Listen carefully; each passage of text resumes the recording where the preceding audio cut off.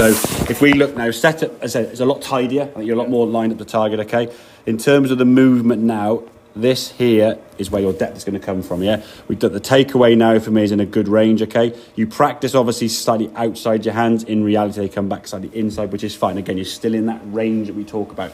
Before, you'd have the club back here. That would be a problem, okay?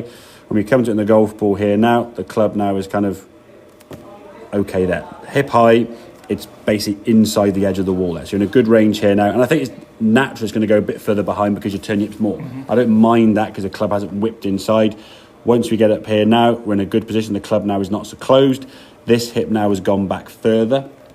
You've got to keep this hip back as long as you can to the point where it feels closed. And if we look as you come down here now, that's a nice little spot there as that club's coming down through your right forearm. And even trying to keep the stick back with the hips, your hips now are probably facing target, or also parallel to target, yeah, as the club comes back down, yeah? Your left hip now is probably opened up. I mean, the club's in a great spot, but this is you thinking that the hips have moved and stayed back, yeah? In reality, they're still unwinding. As you come back into impact now, look at the movement of your right leg now going towards target, yeah? Everything's moving this way. And again, you can still see impact. The stick there has come around the corner. So you've still opened up your hips, which you're gonna, yeah? That's the thing. You've got to get from here and just feel like it's staying back there. So the arms will work back down in front. The shank, 99 times out of 100 is when this goes forward. So it's not your arms are over the top relative to you.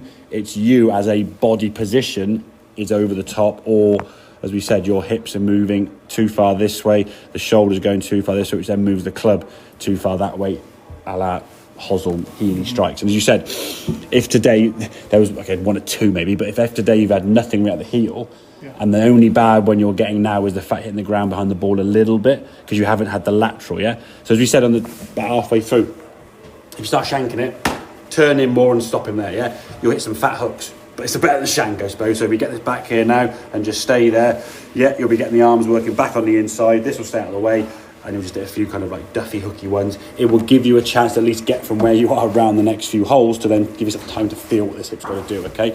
The second that hip starts firing, you're in no man's land. You've got to do so much sort of abbreviated sort of with your arms and the wrist. It's a nightmare, yeah? So turn that hip back more, keep him back, slide this way, yeah? So your arms can come back down in front, gives you a lot more space for your arms to swing, and you can reduce that strike. And the thing is, you get a couple of like shippy shots, as you said, like 155 carry, yeah? Because you had the angles, we'll see on this one as you came to the golf way. This was a little bit, I like that follow through for you, know, the body's a lot less unwound. It started a yard or so right and just stayed there.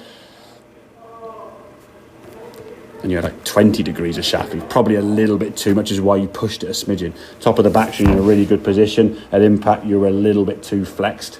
Sorry, too flexed with your wrist, so the face was a smidgen open. Hence the reason why it just cut to the right a little bit, okay? But in terms of the actual numbers you're producing from a strike perspective, I mean, that you've not seen that position very often, yeah? But that club's coming down through your right forearm, underneath your shoulder there, okay? Much more on plane with everything, and the club now in relation to you is good, where we've seen this foot up on its toe quite a lot. This knee now has come forward a lot. This hip is already round here.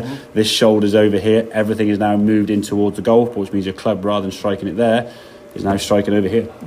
Hence the reason why Hosley comes into play. Make sense? Yes. Happy with that, yeah?